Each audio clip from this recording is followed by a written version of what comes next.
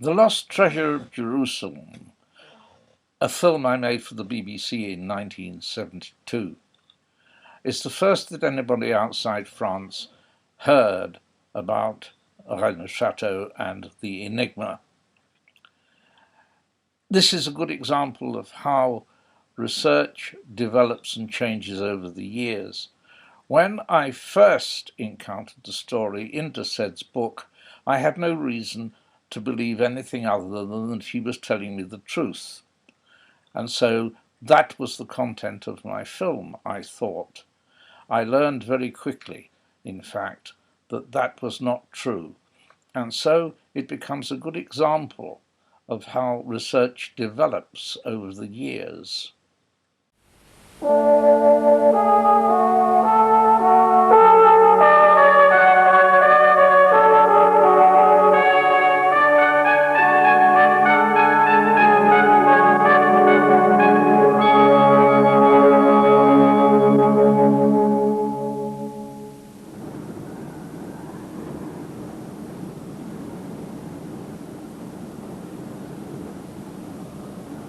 A remote corner of southwestern France.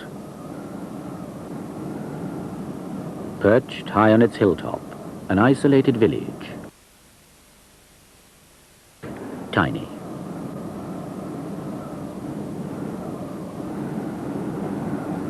Rennes-le-Chateau. A village forbidden to the archaeologist. Fouille interdite, excavation forbidden. Why? What could there be hidden in so insignificant a place that would be worth digging for? And what has he to do with it? What secret does this parchment conceal? What connects this gravestone with this painting by Poussin? And what link is there between St. Dagobert, the Emperor Titus, and this French priest? What great treasure did he find here 80 years ago?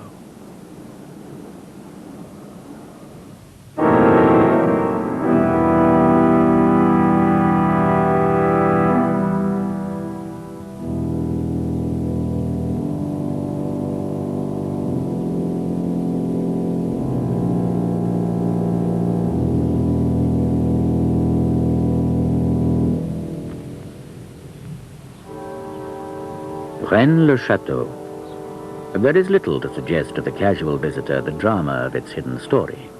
A little church, a crumbling chateau, a few houses,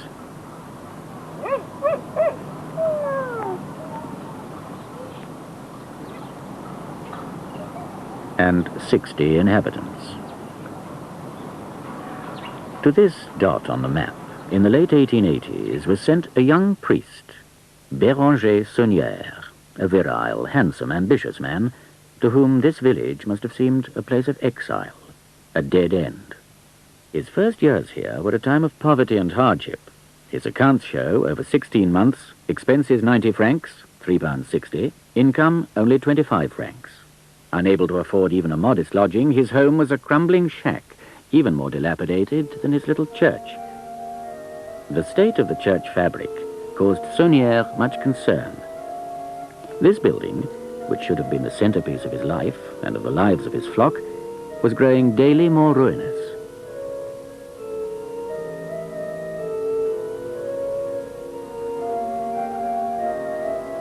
In desperation, Saunière begged a small sum from the mayor to carry out the most urgent repairs. With no idea how the debt would ever be repaid, he set to work. The altar stone was damaged. He had it lifted from its supporting pillars. One of the pillars, this one, was hollow. Inside, parchments, passages from the Gospels in Latin. The first link in a chain of discovery which led to wealth and luxury for this poor parish priest, and endless speculation and investigation for those who have since then stumbled onto the mystery. They're curious documents, the one oddly arranged on the page, the other dotted with scores of interpolated letters. Saunière soon realized that they contained ciphers. He needed the advice of experts. Borrowing the cost of the fare, he travelled to Paris and went immediately to see the director of the seminary of the Church of Saint-Sulpice, whose nephew he knew had the necessary skill. During the week or so that it took the paleographer to study the documents, Saunière made the most of his unexpected holiday. In some extraordinary way, he was able to make the acquaintance of the glamorous and world-famous opera singer Emma Calvé. His cloth was evidently no bar to a ripening friendship, which was to continue spasmodically over the years to come. However, his liaison with Calvé was not the only curiosity to stem from this trip to Paris. At last, at Saint-Sulpice, the expert was ready with his findings, and all unknowing, he put into the priest's hand the key to an incredible fortune. Saunière now undertook a strange errand. He paid a visit to the Louvre, and there he chose to buy a copy of this painting by Nicolas Poussin. He then returned immediately to Rennes-le-Chateau, and to a totally new life. Within a short space of time, he was spending money at an extraordinary rate. He bought land. He laid out this garden. On one side, he built a handsome house, the Villa Béthanie. On the other side, this dramatic tower, the Tour Magdala. No expense was spared. No expense seemed too much. Why did Saunière's expert not realize the value of the secret the priest had found in his little church? The answer would seem to be quite simple. In Saunière's country, the streams, the very rocks, bear strange names. And what significance would a stranger find in a reference to the circle, the dead man, or the eagle's nest? But Saunière knew, and from his tower he could keep watch over the countryside, which, no longer a dead end, was now so precious to him.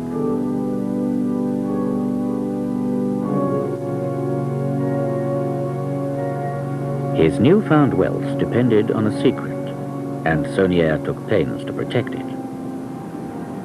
Some of the gravestones in his churchyard were evidently connected with the mystery. He obliterated the inscriptions, moved stones. Under this arch is one of them, featureless now. But by a lucky chance, the wording had already been copied by a collector of tomb inscriptions. This is what Saunière took such pains to wipe out. This stone lay on the grave of Marie de Négry d'Ablesse, Countess of Blanchefort. And this is the headstone of that same grave. It's a curious inscription, prepared in 1781 by the Blanchefort family chaplain, Antoine Bigot, the reputed author of Saunière's parchments. And like one of the parchments, it's curiously arranged. For example, the initial M of Marie has been separated.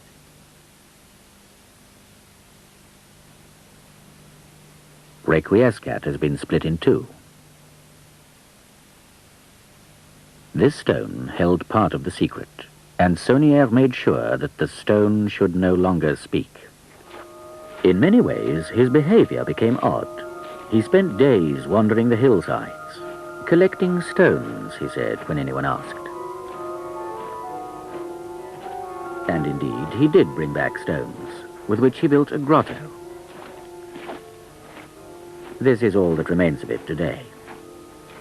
What was he up to? In part, the answer lies in the church, which was totally restored and redecorated at Saunière's own expense. A labor of love, perhaps. After all, it was here that he'd found his precious parchments. The bizarre significance of all this will be examined later. Naturally, his superiors demanded an explanation of his sudden wealth, but they met with a cool response. Secrets of the confessional, gifts from wealthy people, who, I may not say. Saunière's lips were sealed, and remained so. And for the rest of his life, 25 years, he lived luxuriously, the possessor of a seemingly bottomless purse. What treasure could he possibly have found in this remote and isolated spot? The pillar gives us the first hint. Saunière has carved on it the date of his discovery, 1891, but it dates, in fact, from the dark years of the Visigoths, one of the Germanic tribes who in the 5th and 6th centuries swept across Western Europe. This tiny village is all that remains of a mighty city. Spread there below us in the valley was once Aireda, fortified citadel, powerful, boasting 30,000 inhabitants. Aireda, one of the great strongholds of the Visigothic kingdom. But before the Visigoths, the Romans were here, mining the hillsides for gold. The Visigoths and the Romans had crossed paths elsewhere than here.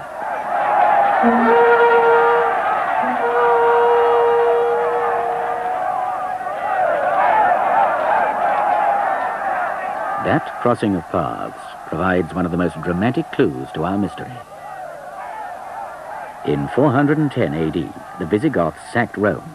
The historian Procopius describes their booty, and one part in particular. The treasures of Solomon, the king of the Hebrews, a sight most worthy to be seen. For they were adorned in the most part with emeralds, and in the olden time they had been taken from Jerusalem by the Romans. By the Emperor Titus, in fact, in 70 AD. Carried home in triumph and depicted here on Titus's arch in Rome. And so the treasure of Solomon's temple was carried off by the Visigoths. In the 5th century, their kingdom straddled the Pyrenees. Their accumulated booty was well guarded. That part which was used to finance the running of the state was held at Toulouse, and in 507 AD was captured by Clovis, king of the Franks. But it was here at Carcassonne that the other part of their treasure was held, the ancient treasure, the holy treasure, guarded as a symbol of the power, continuity, and fate of the state, the treasure of which Procopius tells us Solomon's formed part. And now, at Carcassonne, we are a mere 20 miles from Aireda, which is Rennes-le-Chateau, Saunier's village. After the capture of Toulouse, Clovis came on to besiege Carcassonne. For he well knew that the royal treasure was there. That treasure which aforetimes Alaric the Elder had taken as booty when Rome fell to his hand. But the Visigoths were more tenacious here. The holy treasure had to be protected. Clovis failed in his attempt. Part of this ancient treasure was eventually taken from Carcassonne to the Spanish capital of the Visigoths, Toledo. This is some of that treasure. Hidden for security when the Arabs attacked Toledo in 711, this precious hoard was discovered in the 19th century at Guarazar.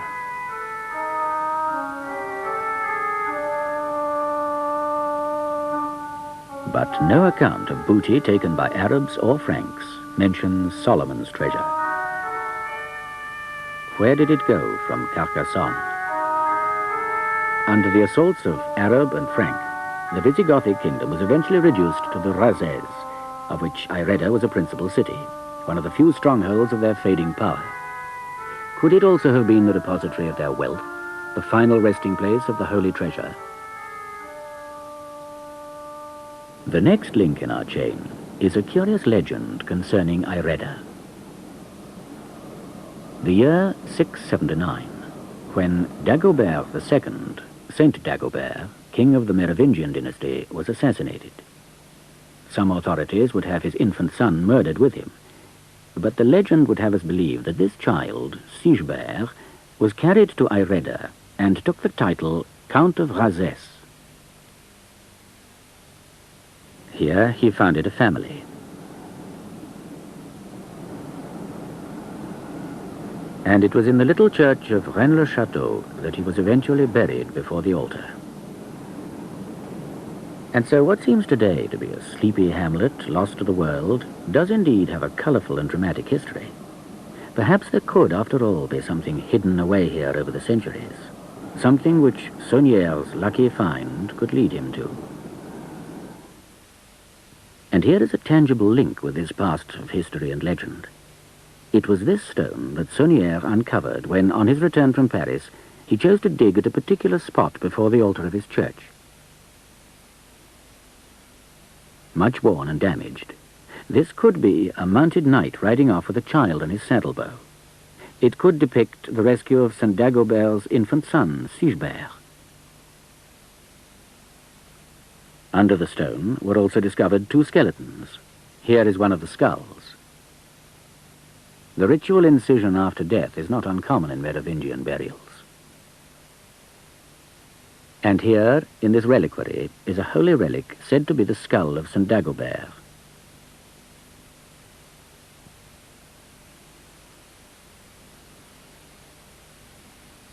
On a hillside near the village was a standing stone, the top of which was shaped into a human head.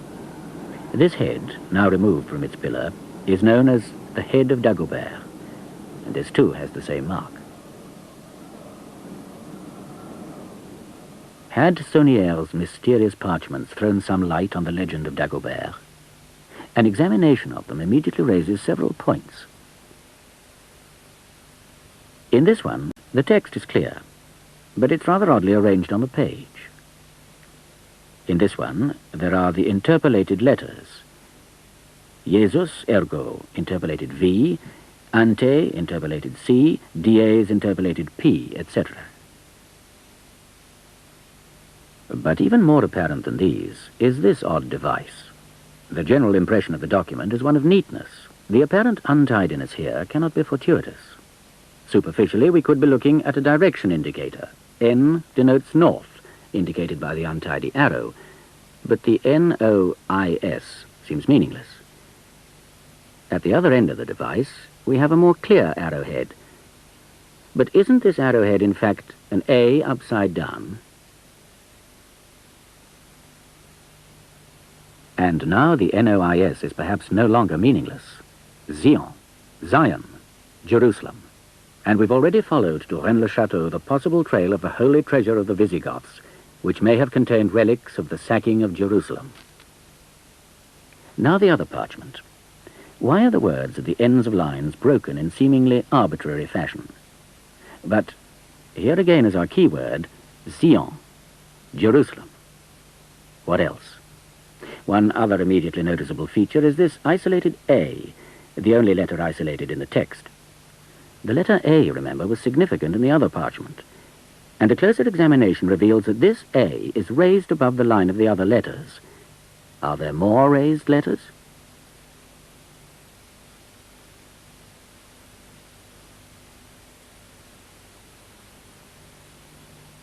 What message is being spelt out?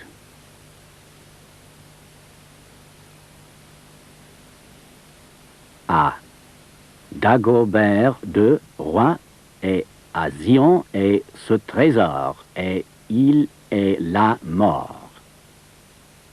This treasure belongs to Dagobert II, king, and to Zion, and the last phrase is open to 2 different readings. Il est la mort, it is death, or il est là, mort, he is there, dead. Who? Dagobert? Were the 2 bodies found before the altar those of St. Dagobert and his son Sigebert?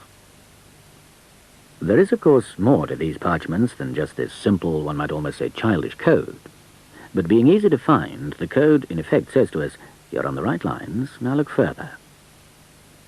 Saunier evidently did, and found his crock of gold. Whatever it was that he'd found, he was certainly jealous of the secret, but by no means selfish in his distribution of the benefits. He entertained lavishly. He made many charitable gifts. Local families received open-handed help. He built this water tower to give his parishioners piped water to their homes. He had the rough 4-kilometer-long dirt track made over into a good modern road. And he gave away not only money. To a fellow priest he presented an ancient and beautiful chalice. To another, a collection of ancient coins like these, some of them dating from the time of Dagobert. And, of course, there was his lavish expenditure on the little village church. But this was not a simple act of generosity. It was Saunier's contribution to the pattern of mystery surrounding his treasure. Externally, there seems to be nothing exceptional here. But overhead, as we approach the door, terribilis est locus iste. This place is terrible.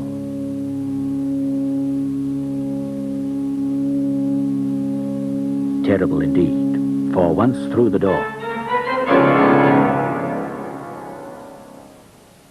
not just a devil, but Asmodeus. And Asmodeus was the legendary guardian of Solomon's treasure. All around us is a strange phantasmagoric world of imagery and color. The more one looks, the stranger it becomes. Like his predecessors, with their cryptic parchments and tomb inscriptions, Saunière felt compelled to pass on his secret in some way. But in typically flamboyant fashion, Saunière's cipher was on a grand scale. His clue to the treasure was to be the church itself.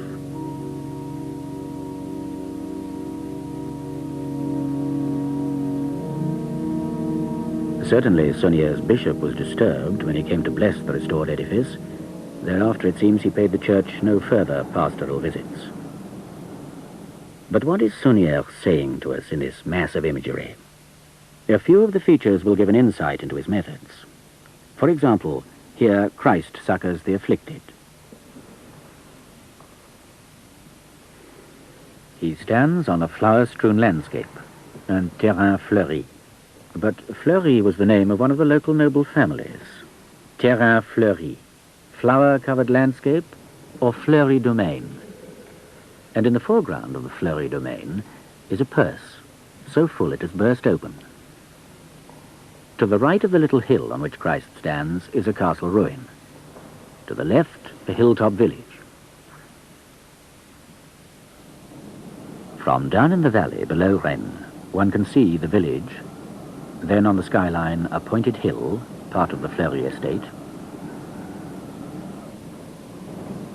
Then the Chateau of Custosa.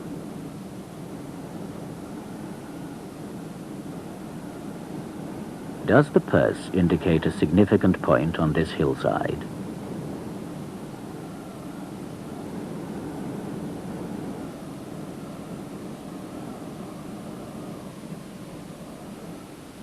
Here at the altar, scene of Saunière's original discovery, is a painting to which he evidently attached considerable importance. Although everything in the church was made to his detailed instructions, this painting Saunière did himself. Again, we're in a cave, or grotto.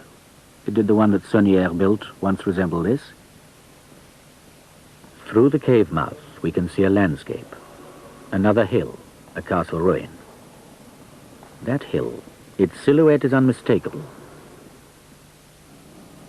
The dominant feature in the countryside at Rennes is the hill of Cardou, the eagle's nest, and the castle, again Custosa in the valley below the village.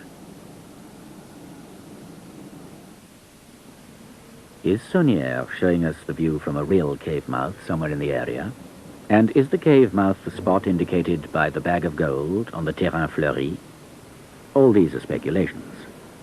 But not all Saunière's hints are possibly meaningless reproductions of local vistas. Some are much more subtle. The devil again. The pose, the whole set of his body is strange, as if he's sitting. But where is his chair? In fact, it's on a hillside south of the village.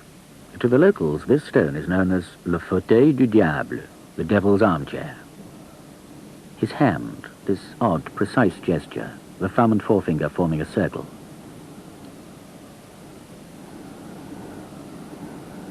Beside the devil's armchair is a spring. Its name, la source du cercle, the spring of the circle. Saunière is indicating a precise place. The church is a mass of details. The stations of the cross present many unexpected features. What is the significance of this man's gesture, and what is he holding? Why does Pilate wear a veil? Pilate washes his hands in a white dish, un plateau blanc, held by a Negro.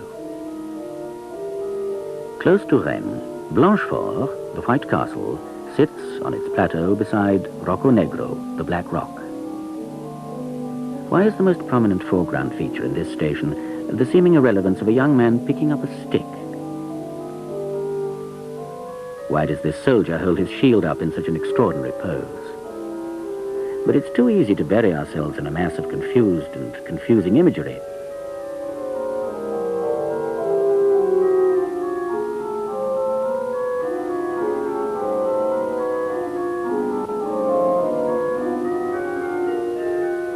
In fact, it's quite simple to show how very precise Saunière was in his indications, once we can understand his language. Station 6. Veronica wipes the face of Jesus. We must examine the separate components of this picture and define them in precise, though simple terms. First, the soldier holds his shield on high. We can define this element simply as high shield, haut bouclier. The shield partially obscures a tower. We can see half of it. Half tower, demi-tour. Simon of Cyrene is watching. Simon regarde. Veronica with the cloth. Véronica au lin. These will suffice to show the precision of Saunière's cryptic language. In this station, he's playing with words. High shield, haut bouclier. But we're also saying haut bouclier. Demi-tour, half a tower, also means a half turn. Simon regarde also says Sim on regarde. Véronica au lin also says vers au nid kaolin. What is the message? Au bouclier, at the end of the enclosure, demi-tour, make a half turn, vers au nid, towards the high nest. Is this Cardoux, the eagle's nest? Yes, Cardoux is a china clay hill, kaolin, kaolin. Cime on regarde, the crest one is looking at. So, Station 6 tells us to go to the bottom of the enclosure, make a half turn towards Cardoux, and the crest we can then see, crowned with the ruins of the Chateau of Blanchefort. That is the relevant thing. Where do we go from there? Well, there are 14 stations.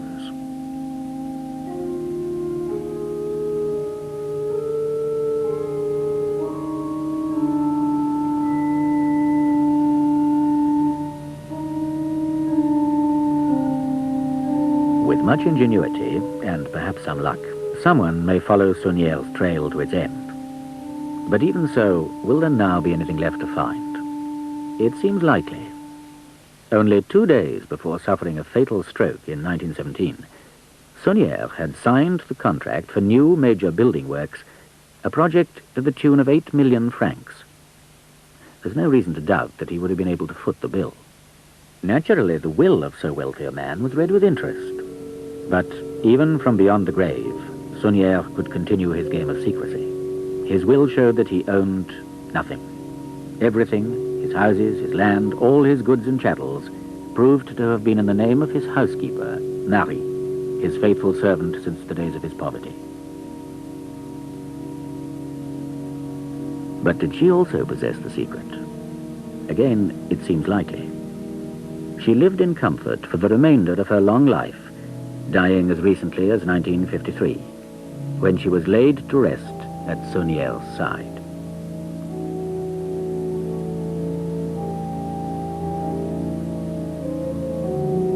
She had promised to pass on a secret before she died, but a cerebral hemorrhage left her paralyzed and speechless at the end.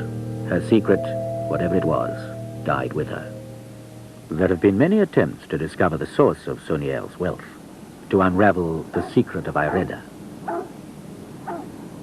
People have dug in and around the church and village, officially and unofficially. Saunière knew that the hunt would begin after his death. On his deathbed, he felt compelled to impart some terrible confidence in his final confession. What could it have been? But as anyone else followed Saunière's path to the crock of gold, there's one great handicap for those who would make the attempt. Of the 4 parchments which gave Saunière the key, only 2 remain. Even so, this parchment can open for us one more door. There's an extremely complicated cipher concealed in the interpolated letters. In part, it tells us that Poussin holds the key. Poussin. When Saunière was given the decipherments in Paris, he bought a copy of Poussin's picture, Les Bergers d'Arcadie, the Arcadian Shepherds. Painted in Rome, round about 1640, it has so far been held by art historians to be the pure product of Poussin's imagination. The shepherds are studying an inscription on the tomb, Et in Arcadia ego, even in Arcady, I, death, am present. In some way, this must throw a light on Saunier's story. Saunier, as we know, concerned himself with tomb inscriptions. He obliterated the words on certain stones in his churchyard. In particular, this stone, which lay on the tomb of the Countess of Blanchefort. But a copy of this inscription, as we also know, still exists. And here, obvious and yet disguised, is our link with the Poussin painting. Apparently part Latin, part Greek. The two lines seem meaningless. They make sense, though, when we realize that this is a Latin phrase, but written in a form of the Greek alphabet. If we transliterate, Et in Arcadia ego. Even so, why should Saunier bother to obliterate it? What else can it tell us? First, these words. They can be interpreted to mean at Royal Redis in the caves of the fortress. Redis was one of the alternate names of Ireda, Rennes-le-Chateau. Now, this. Notice how the curved line begins in front of the P and ends in front of the S. Next, prae cum, as one word meaningless. But prae means before, cum with. We've already noticed that the curved line begins before, that is prae, the P. Let us take the letter that precedes P in the alphabet, O. Similarly, as indicated by the curve, let us take the letter preceding S, that is R. O-R, or, the French word for gold. Having taken the letters that came before, prae, we must put them cum, that is, together with something. All that remains is this spider. The French word for spider is araignée, or araignée. Saunier has already shown us how to play with the sounds of words. Or araigne says or arène, the gold at Rennes. Thus the stone is saying, the gold is at Rennes, at Royal Redis in the caves of the fortress. But there is still et in Arcadia ego. Can this in any way add to the message? Art historians insist that Poussin never came to this part of France. But are they right?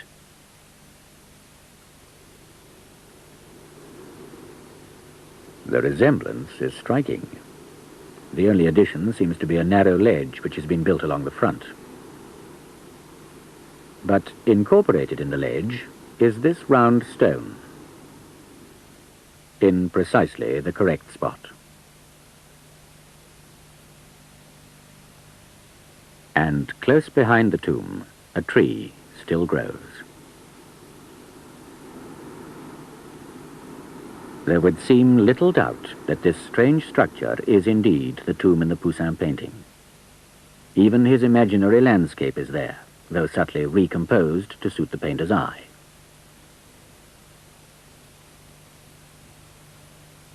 The rock.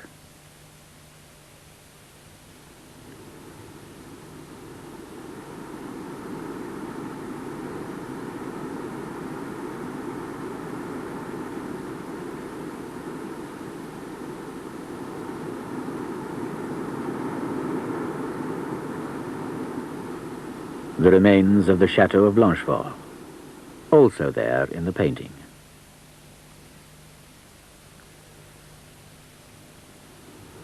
Most interestingly, from our point of view, is this little hill off in the distance.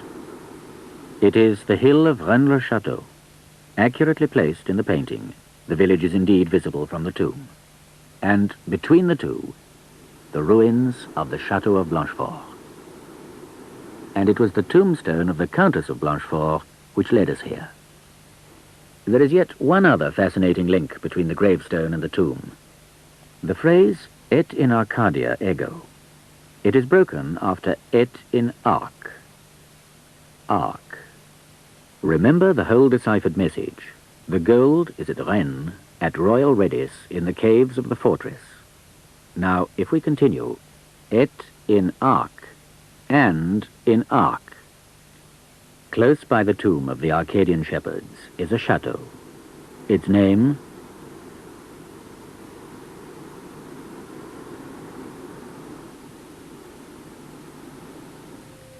Ardia Ego, still remains a mystery, though of course there are theories. The hunt for Suniel's gold is still very much alive. All the answers have not yet been found.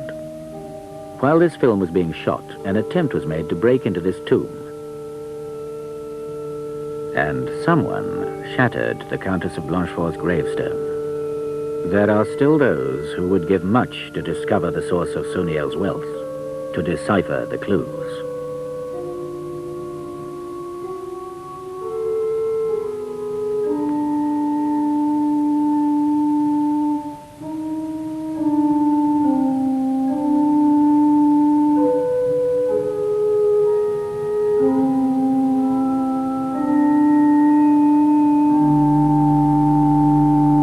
Many have tried to unravel the secret of Ireda.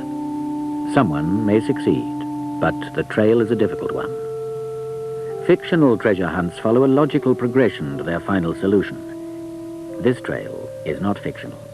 It is all too real. And nothing is as simple as it seems. Consider again this parchment. Would you imagine that this document, apart from its schoolboy code, also conceals, in fact is built up on, a complex geometrical design? It is based on this, and a few crosses.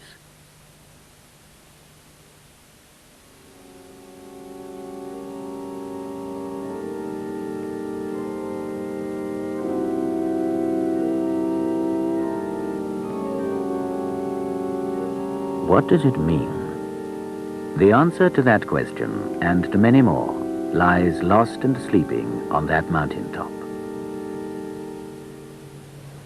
Henry Lincoln is a writer who for the last 2 years has been trying to find that answer. One of the most interesting, perhaps one of the most productive ways to find a path through this morass of conflicting and confusing evidence is to try to find some sort of understanding of the character of Béranger Saunière. I've been told that he was a vulgar crook. I've also been told that the only mystery surrounding his treasure is the names of the 3 or 4 wealthy people who were giving the money to him. But that, to me, makes even a greater mystery than the one we're engaged on. Why should 3 or 4 wealthy people give him money? One of the most, perhaps, interesting hypotheses which has been put forward is that the parchments that he found were in fact genealogies relating to one of the European royal houses, and that he sold these parchments, the genealogies, to the royal house in return for an annuity. Now, if Saunière were just a vulgar crook, and all that he wanted was the money, then once he'd got his annuity, why didn't he go to Paris and enjoy the flesh pots? Why did he stay in this little tiny village, only a few miles from the place where he was born? Over the centuries, there have been persistent legends of the lost gold or a treasure in this area. For instance, during the Middle Ages, the religious military order of the Knights Templars brought in gold miners into the area, or so it was said. They were kept totally segregated from the rest of the population. And yet it seems likely that these gold miners were in fact gold workers, reconverting the golden artifacts back into crude gold, which they could bring out of the gold mines. But what about Poussin? I'm totally convinced that this painting represents the tomb and landscape of Arques near to Rennes-le-Chateau. But Poussin's life is very well documented, and there seems to be no evidence that he ever came to this part of France. No evidence, that is, apart from Les Bergers d'Arcadie. There is, however, one hypothesis which could fit the facts. There's a period in his early life when his movements are known with much less precision. It's possible that he came here at that time and did the sketches from which he later painted the picture. But why should he do this? Is there any reason to suppose that the sketches had any more significance to him than merely the depiction of an interesting piece of landscape? Is there anything to suggest that Poussin was the possessor of some sort of secret? Here is a letter addressed to Nicolas Fouquet, who was superintendent of finances in the court of Louis XIV. It's a letter from his brother, who had just paid a visit to Poussin in Rome, dated the 17th of April, 1656. This letter has never until now been fully understood, but in part it says this: "He and I discussed certain things, which I shall with ease be able to explain to you in detail. Things which will give you, through Monsieur Poussin, advantages which even kings would have great pains to draw from him, and which, according to him, it is possible that nobody else will ever rediscover in the centuries to come. And what is more, these are things so difficult to discover that nothing now on this earth can prove of better fortune nor be its equal." Now this letter was commented on by an art historian, and he said, "What marvellous enterprise was in Poussin's mind? What secret could he have had that kings would have pains to draw from him? It has been suggested that it could have been an important archaeological find somewhere in or near Rome. But why should we consider that the discovery was made in or near Rome? Could it not equally well have been in or near Rennes-le-Chateau?"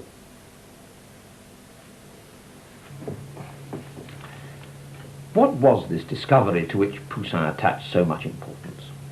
Could it be that he discovered the whereabouts of the treasure of the Temple of Jerusalem? Well, I'm perfectly well aware that there are lots of theories as to the whereabouts of the temple treasure. It's been suggested that it's at the bottom of a river in southern Italy, that it's in Carthage, that it's in Byzantium, or that it's somewhere at the bottom of the Mediterranean Sea. It's interesting that Hitler seemed to agree that it came into this part of the world. During the war, the Germans occupied Carcassonne and the inhabitants of the old city were evacuated, and the Germans dug there. They didn't find anything, but then I think at Carcassonne they were 20 miles off course. Throughout this whole investigation, I've been trying to find the motives behind the people who have hidden away the way through to this treasure. Could it just have been a simple hoard of gold? Mustn't it be something more important as a discovery, something like the temple treasure? It was a disturbing discovery in some ways. Saunière, in fact, felt compelled to pass it on, as did everybody who has left indications to the story. It's rather like the legend of King Midas, whose touch turned everything to gold. When the barber discovered that the king had ass's ears, he felt compelled to pass on the secret, and so he dug a hole in the ground and whispered it there. Saunière felt the same compulsion, and so he left us his curious church. But that wasn't enough. Something still burdened Saunière's conscience. On his deathbed he made a confession. The priest who heard it was deeply disturbed. It's said by those who knew him that when he left Saunière's deathbed, he was white and shaken, and for 6 months thereafter he didn't smile at all. What terrible confidence had he received?